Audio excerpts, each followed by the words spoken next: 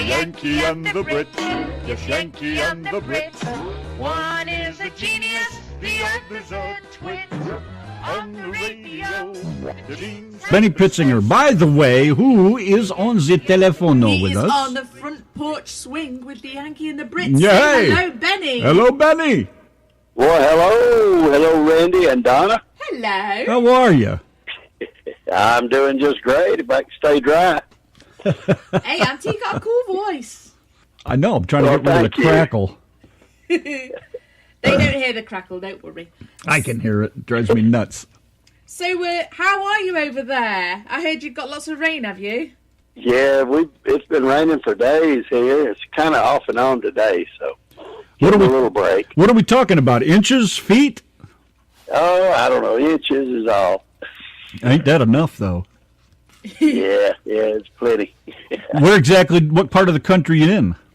I'm in Huntsville, which is North Alabama. Oh, sir. Yes, sir. I'm 2 hours from Nashville. Less than 2 hours from here to Nashville. That's So close enough to go and record when you need to. Do you record at home, or do you go to the studios? I sit down and do a rough thing at home, and then take it up to a guy named Bob McGilpin in Nashville, and he produces it for me and does a great job. He's done all of my studio songs for me. The only one that I've sent you that he didn't do was the Music Tree, which I did it myself at home. Which is a very good tune, by the way. Lovely tune. Tell us about that tune. Tell you about that too? Yes. Yeah, what's the music tree? What's the story behind that? My father had a country grocery store just outside of Huntsville, and right next to it there was a huge pecan tree that just overshadowed the store, hung completely over the roof of the store. And I used to sit out under that tree, and that's where I learned how to play the guitar, starting at about 10 years old, and sit out under that tree and play the guitar. And after my father passed away, of course, he had leased the property. He didn't own it. And after he passed away, they tore the old store down, but they left the tree in the lot. And I always, every time I drive by, I would say, I'm going to stop one of these days and just sit under that tree and play again. And one day I headed out of town and drove past the place, and the entire lot was cleared, tree and all, everything gone. Oh, no. And a sign up there that said, "Coming soon, Hardee's." Oh, of all places. So I couldn't sit under the tree anymore, so I sat down and wrote a song about it. Oh, wow. You should have sat down in the middle of the parking lot about where the tree was anyways. Yeah, in the construction site. That's all right. Might have been inspired by something new. Who knows? And I bet over the years you saw quite a few sights walking past that tree. Oh, yeah. Yeah. When I first wrote that song, I had to play through it 6 or 7 times before I could get through it without crying myself. And when I played it for my wife and my children, they all started crying. That's coming from the soul right there. Yeah. How old were you when you got started in music? I started actually on the mandolin when I was about 10. Messed around with that for maybe a year and swapped the mandolin for a guitar. And so I was about 11, 12 when I started on the guitar. Anybody else in your family, are they musical? Your mom or dad or grandma, grandpa, anybody like that? My grandmother played some piano, but she was so much older than me that by the time I was old enough to even think about it, she had pretty well lost the ability to play due to arthritis. Uh-huh. But we had a piano in our house, and I beat on it all the time and begged my parents to give me piano lessons.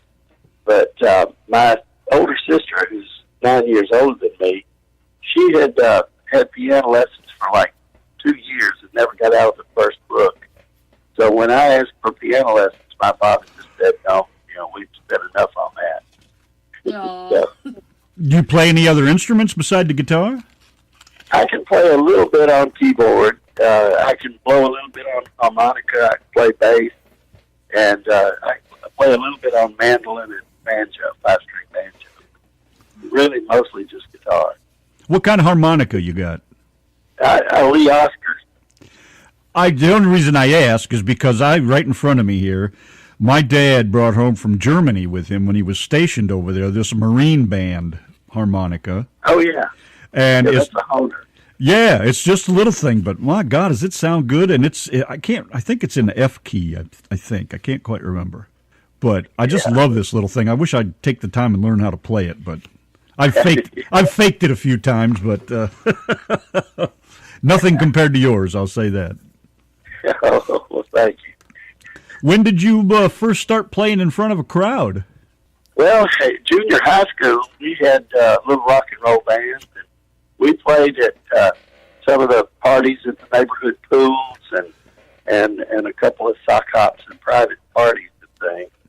And I messed around in, little garage bands and things up until the 11th grade when I started dating the girl who ended up being my wife. And that pretty well took up most of my time. So I got rid of all my electric stuff after we were married and just strictly went acoustic and sat around the house singing Peter, Paul, and Mary. And I guess I was probably 40 when I got back into electric and got back with some of the boys that I had been in a band with in junior high school. And we played at some of the nightclubs and things around here for a good while. But I had to take a job with a big international construction company, and they moved me all around every year and a half or so. And so I couldn't very well do a band. So I just started doing solo gigs. I've been very lucky. I've done solos in San Francisco, Fisherman's Wharf, the whole Bay Area. When I was out there, when I was in Maryland, played at little clubs around there, including one down in Inner Harbor. And I was in Colorado for a while and played all around Pueblo and Colorado Springs. So, what kind of music did you guys play when you were in high school? When you were young and good looking. You're right. Yeah. We played like Zombies and Animals and Rolling Stones. Oh, yes, sir. Pretty much rock and roll. Good stuff. I love that music. Yeah, and we still get together. One of the like once a week, we get together in my music room here, and I've got drums and keyboards and amps and guitars everywhere, and we'll be 4 or 5 or 6 of us here. A couple of them that I went to junior high school with, and a couple of them that I've been in bands on and off with for the last 20 years or 30 years. So wow, we do that. Excuse me. We do that once a week. Let's transition forward a few years here. Now, you said you started playing on your own because of your job and everything. Now, what do you call this music like we're listening to tonight? I know it's basically stories, but what is it? Does it have its own particular genre, or is it just, what do you call it? Well, I don't know. Like I said, I'm an old rock and roller, and I never listened to country music until just recently. But I guess it's just because of my guitar style and my southern accent that everything comes out country. Oh, it sounds great. I love every bit of it. I especially, and I think what I like about it, and probably from your roots of being an old rock and roller, is that you tell stories, and that to me anyways is way more important than just making a bunch of noise. Anybody can do that. But, you have the stories to tell, and you put so much emphasis on certain parts of it. I think that's what makes it cool. Oh, thanks. I was heavily influenced by Gordon Lightfoot, Harry Chapin, John Prine, and recently, Jason Isbell. Some people like that who, there's a theme running throughout the song and not just a bunch of cliches stuck together. Yeah, those are all storytellers. Yeah. So what's your earliest musical memory, when you were young and in short trousers? Well, I guess it would be, you know, my father, in his little country grocery store, people would sometimes bring things and say, Mr. Pitsinger, I don't have any money until Friday, so can I leave my shotgun or my fishing tackle or sometimes a guitar until Friday? And I'd go in the back room of the store and grab some old guitar that they'd left and plunk on it, you know, and sit out by the warm morning heater, if you know what that is, the pot-bellied stove. Oh yeah. Sit out by the pot-bellied stove and on a coke case turned up on the end and plunk on that guitar. And somebody had come in there that knew how to make a few chords, and they'd show them to me. And you know, I just picked it up that way. You know, like I said, I was just a little tight, you know, 11 or 12 years old. Well, you must have been paying good attention. Yeah, I really had a passion for it. I really wanted to learn it. Anna Marie's in the chat if you want to say hello. Well, hello, Anne Marie. I hope you're not mad at me that I just sent Yanki and the Brit a copy of Bonfire. Yeah, we're going to play that here after we finish chatting with you. Oh, also, before I forget, tell us about your that new song, the Reno song. Well, I tell you, I love the sound of the guitars that are used in some of the Western type songs. I guess it would be like a baritone guitar, very low notes doing the lead part. And I was just determined to write one that would be suitable for that. And just started writing about a boy that goes out west and due to situation turns bad. So I just started writing it that way, and I didn't even know how it was going to end when I started writing it. That's just where it came from, was just wanting that guitar sound. And my buddy Bob McGilpin, who is an excellent musician in Nashville, he made that guitar sound that I wanted. And I'm sure you'll notice it because it's a very distinctive sound. Hey, we're losing you a little bit. Are you moving around over there? No, just nervous, I guess. Oh, well, I think we're losing you on the signal. You're going to have to stand on one leg and put some tin foil on your head. Is it breaking up or just fading away? Hey, right there. Stand right there. Don't move a muscle. Okay, I stood up. It's either that or you've got to stand on the roof with some tin foil on your head. You write all your own songs? Oh, not all of them, I'm sure. Yes. Everything that I put out, I have written. A lot of them are co-written with a good buddy of mine, Steve Owens. We've been working together, I guess, going on 3 years, doing some work together. We do.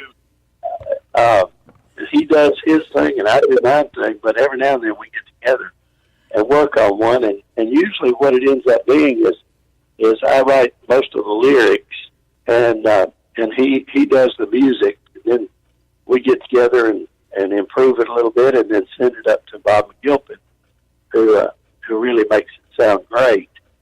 On the Road with Lonesome Jim was a co-write with Steve, and From Little Rock to Nashville, which was nominated for Best Traditional Country. We wrote that together, and also the new one that's going to be introduced tonight, just outside of Reno. We wrote that one together. I do most of the lyrics, but I'll bring in Steve to give it a little variety, so that all my songs don't sound alike. Well, they sound great. I just love what you're doing. Ron in the chat room says you need to lift your left leg. Oh, is it breaking up again? Just a little bit. You need to jump up and down, I think, or hop on your left leg and keep that tin foil on your head. Okay. Just fine. Never travel with your cell phone without a roll of tin foil. At least according to Donna, anyway. According to me, anyway, yes. Well, I did not know this until you told us a little bit ago that you and Anne Marie and Donna Jo were all three on that song, Bonfire. How did you three get together? Have you known each other for quite a while? Oh, well, Anne Marie was building that song, and it's really a great song and quite a. Can you hear me? Yeah. Okay, I thought it dinged or something. Anne Marie. The only ding around here is Donna. Anne Marie says break it up is hard to do. So you're clearly losing signal again. Break it up.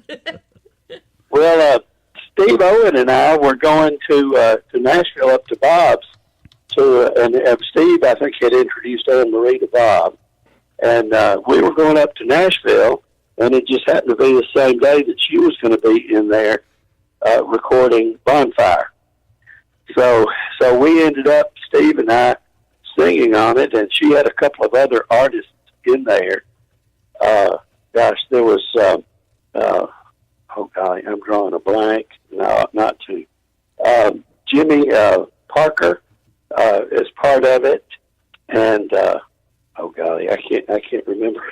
I'm sorry, I'm just drawing a complete blank, just nerves. But Steve and I sang on it. Jimmy Parker sang on it.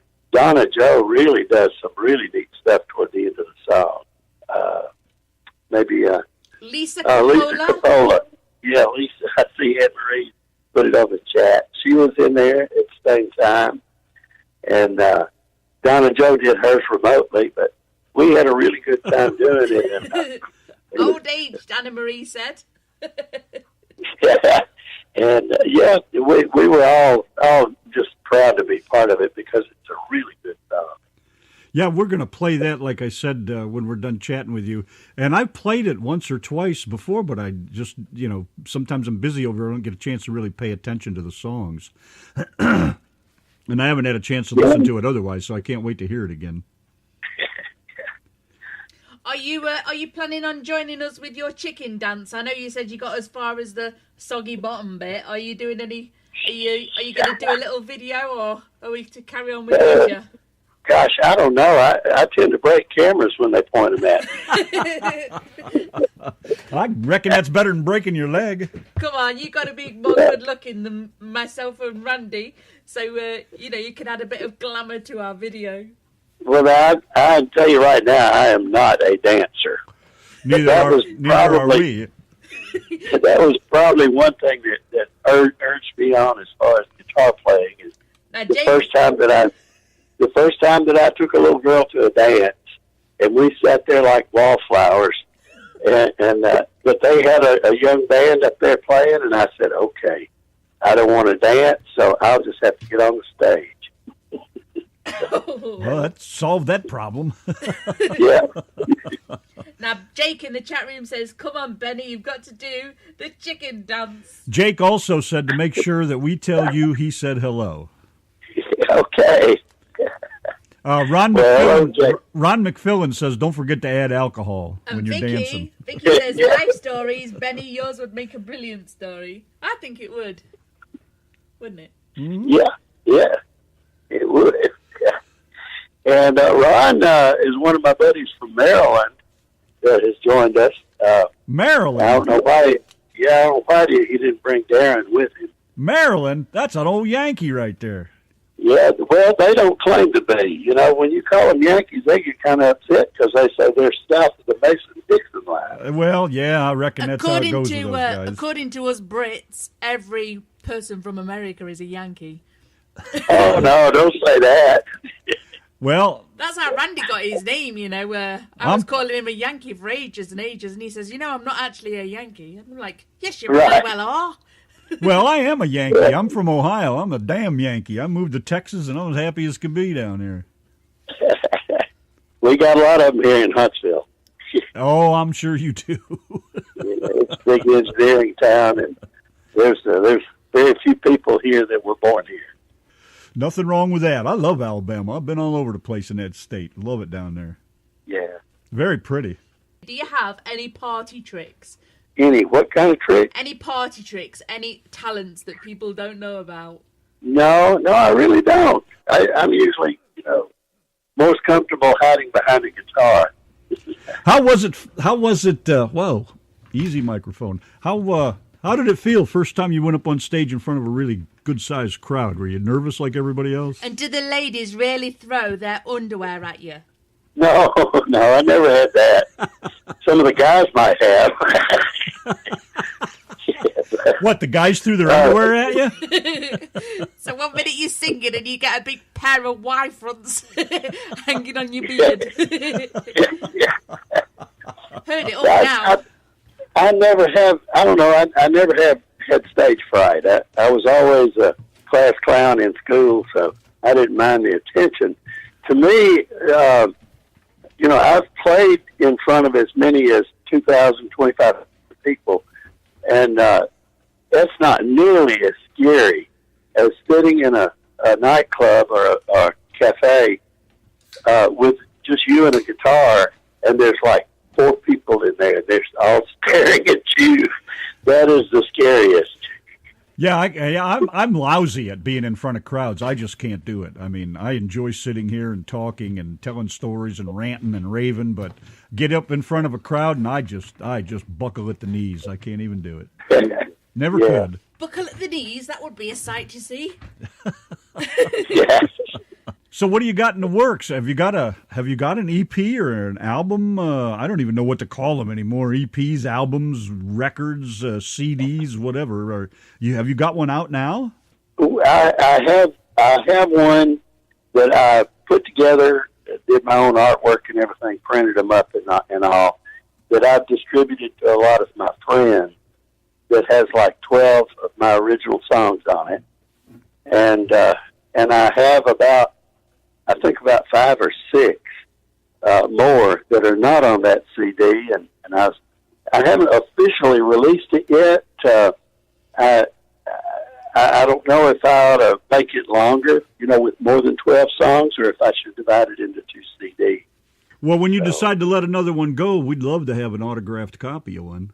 Well, thank you. For our Thank wall God. of shame, everything goes on the wall of shame. We have had all sorts from our artists. We've had Christmas cards, we have had CDs, we've had all sorts of things, and they are all going to end up on a big, giant wall of shame, aren't they? Well, Yes, they are. I'd be glad to send you one. Yay! Well, thank you very much. Donna will email you the address then. That'd be great. Okay. Don't forget to autograph it, though. A lot of people forget. It's like, it's no good without your autograph. Exactly. Someday I want to be able to put that on... eBay, Sleazebay. Well, I'd like to take it... I want to put it on Antique Roadshow one of these days and see what it's worth. Yeah, Right. there's already going to be that vintage tune on there that he wrote 20 years ago. Yeah. Is that the one under the tree? No. What was the one that you wrote 20 years ago? What's your alibi? And why now? I don't know. I wrote it and worked on it and improved. Thought I quote improved it until I finally got it where I liked it, and I never really had anything done with it until I started working with Bob in Nashville about 2.5 or 3 years ago, and I told him, I said, I need something a little bit more lively, than the smooth ballad we've been doing. So I drug that out, and he said, "Oh yeah, we can do something with that." Are you talking to a woman in that song? Yeah. It's a guy talking to his girlfriend that's running around on him and lying to him and everything. Oh, makes perfect sense. Yeah, what's your alibi tonight? You always got an alibi where you don't want to see me. No. I think you could ask just about any of them that. Yeah. Of course, what do I know? Now then, if you was to write a song about the Yankee and the Brit show, what would you name it? Boy, I would think Yankee and the Brit would be a pretty good name to start with. Well, it's not as good as you think, but it's all right. Yeah. Oh, we just love what we do. We love having people like you come on and just chat with us, and we don't get into specifics or anything. We don't care whether you're divorced there is or... one specific that Randy likes to know, and you keep forgetting to ask. I know. I was just trying to behave. That's all. Behave. What do you drive? You got what kind of car you got or That's truck? the question. Tell me you got a pickup truck. No, I've been looking for one. I don't own one at the moment.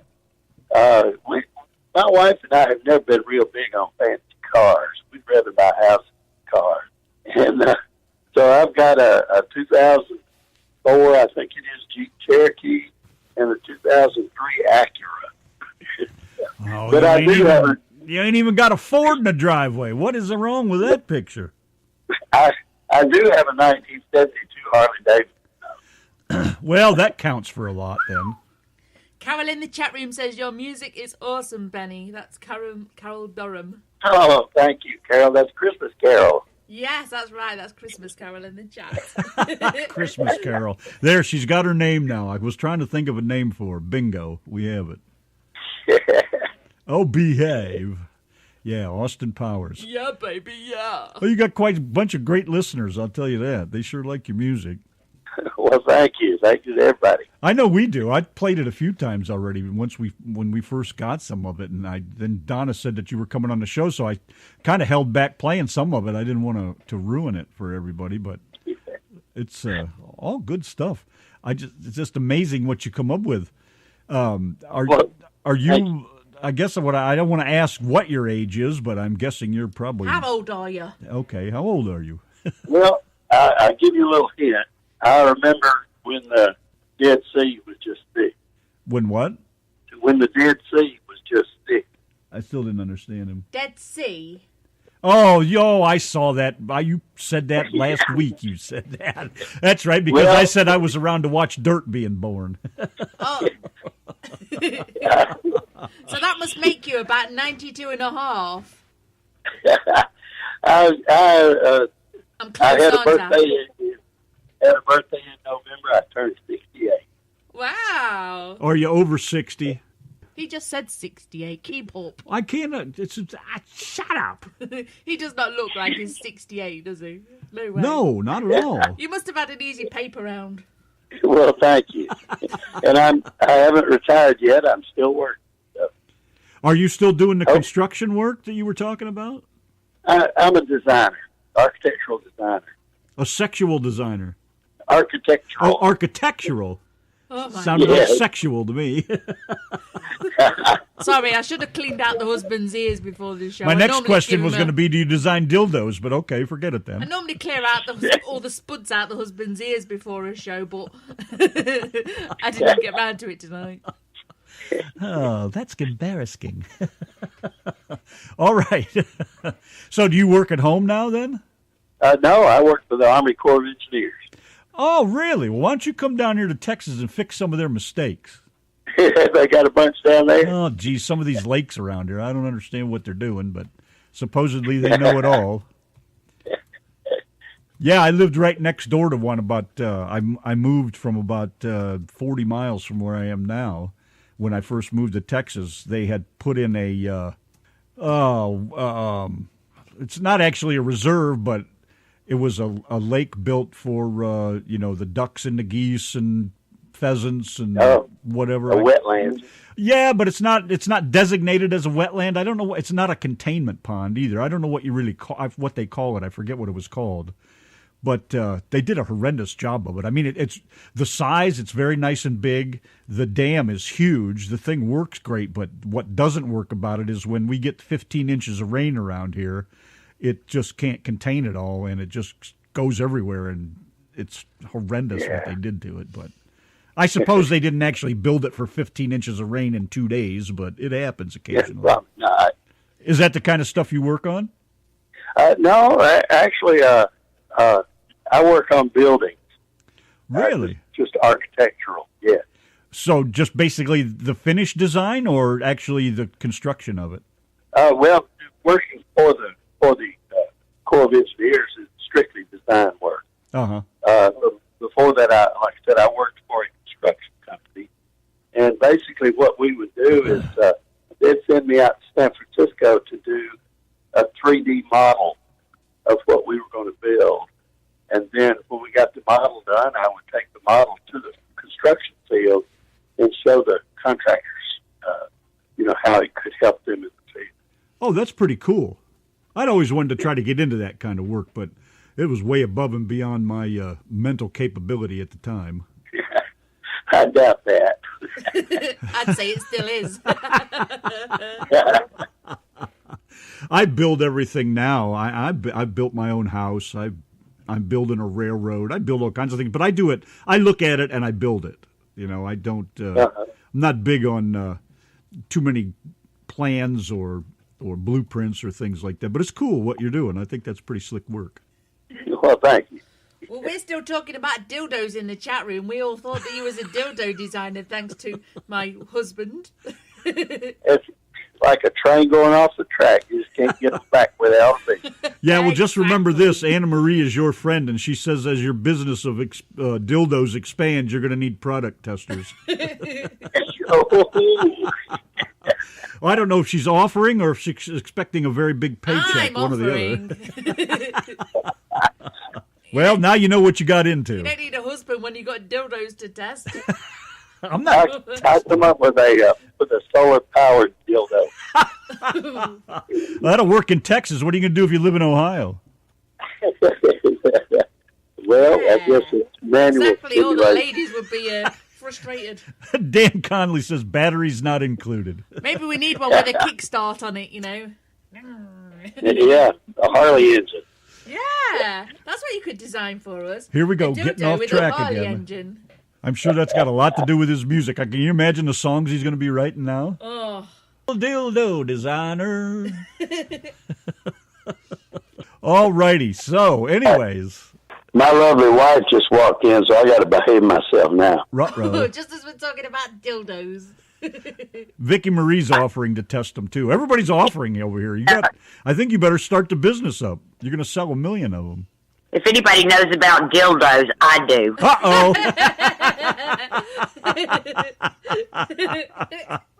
Hey, my husband is 66 years old. And you? Yeah. Excuse me. He's 68. Oh, my gosh. Oh, Dan, you really have gone off the track. Into the conversation. The voice of experience has spoken. Okay. So, Benny, what is your plans? Where do you see yourself in a couple of years with your music? Well, hopefully I'll be retired and we'll have a little bit more time to spend on it. The only problem is I'll have less money to spend in the studio. So hopefully I'll get a little bit better on my own recording. You're going to have to sell some of them dildos. Aren't you supposed to be I'm not. Aren't you supposed to be saving up your money for that future studio? Well, I've got enough here if I just knew how to sing and play better. Oh, I see. I knew there was a catch. I always tell everybody I'm a half-ass singer and a half-ass guitar player. Put them both together, and I'm just a complete ass. Yes, sir. Make sure we cut that clip out and play it over and over again. So are you ready for Randy's boring 10 questions? And I mean, these really are boring questions. You are welcome to put the phone down now because you might just fall asleep. Or do you want to make your answers really exciting? Oh, golly. Are you ready? Are they history questions? Hey, I tell you what, you've got to answer with total bull, okay? You cannot tell the Oh, truth. come on. any Stay of out of these this. answers. Shut up. You're always doing that. Let him be himself for a minute. Anna Marie wants to make a Benny Memmy. You're going to make an animated GIF out of that? I'm an ass. I'm an ass. I'm an ass. I'm a complete ass. Okay, let me hit you with these 10 questions and then we'll let you go. All right. All right, numero uno. What's your favorite word? Squirrel. Numero dos. What's your least favorite word? That's probably squirrel, too. Number three. What turns you on? Your wife's there, remember? Oh, certainly. This cute little blonde that's standing here next to me. Uh-oh. Okay, so if that's the case, what turns you off? Any other woman.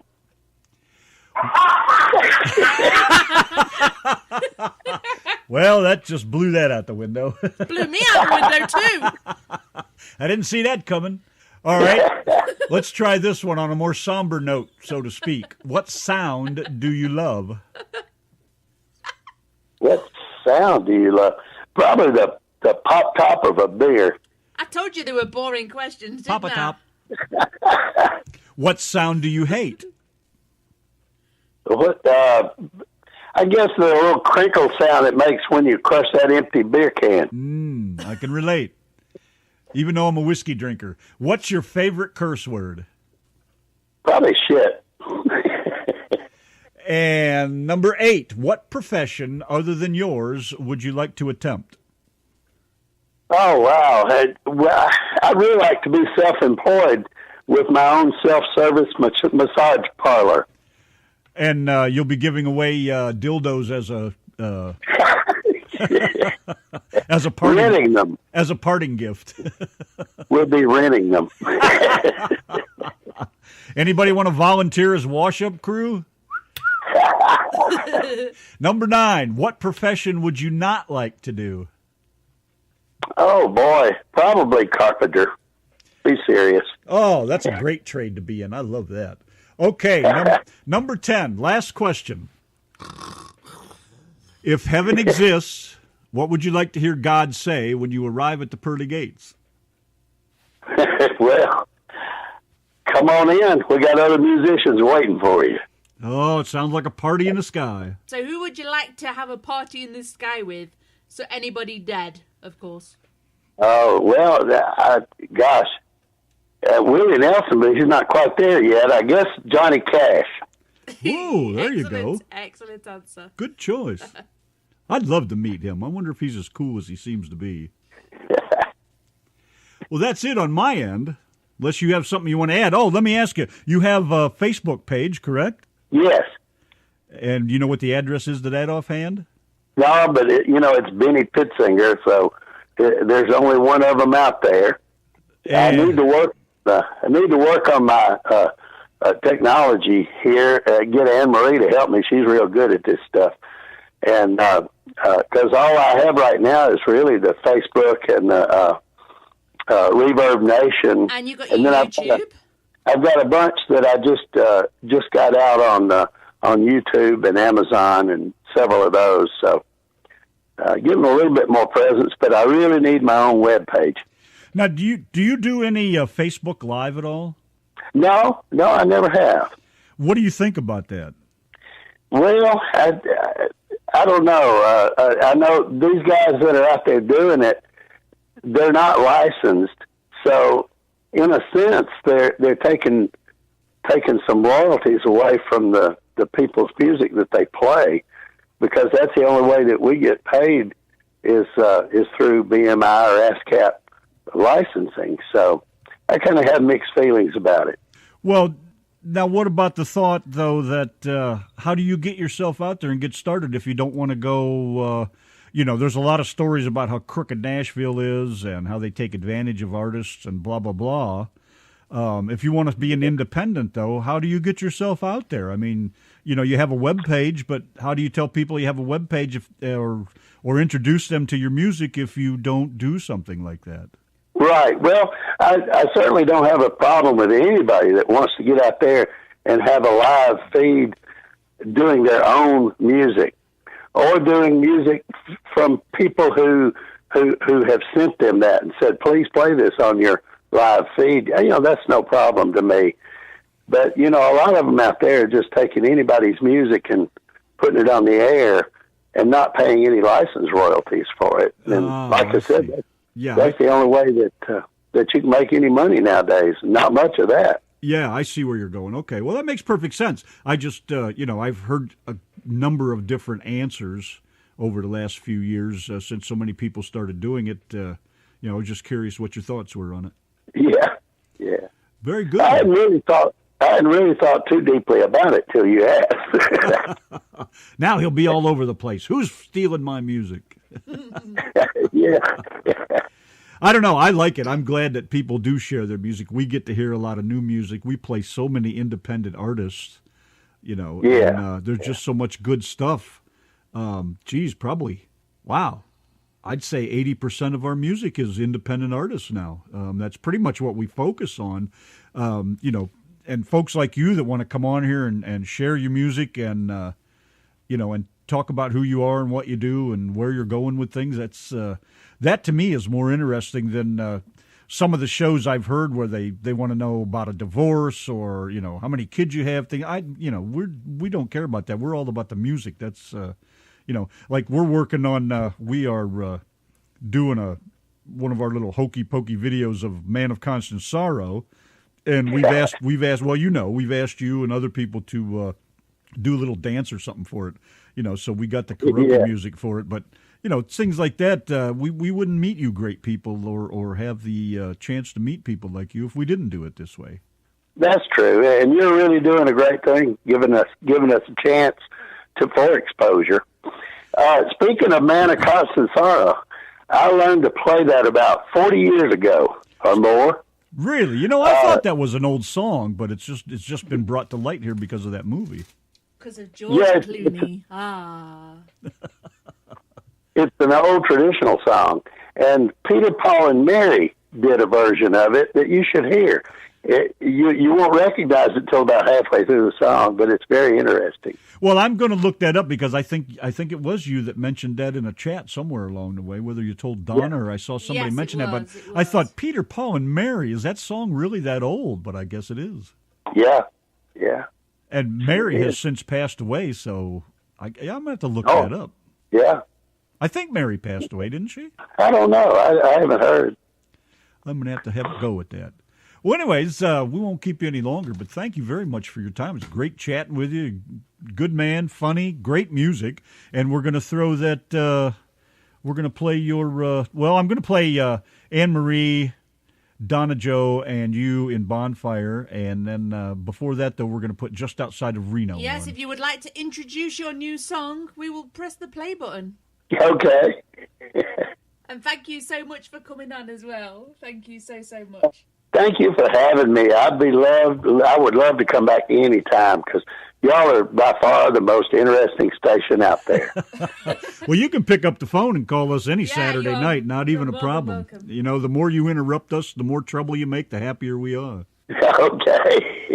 Well, go ahead and intro your song here, and we'll throw it out there for everyone.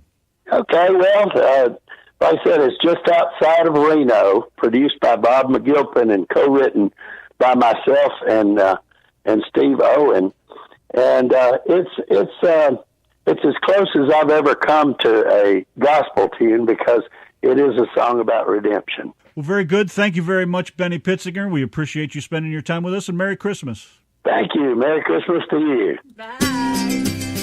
Bye.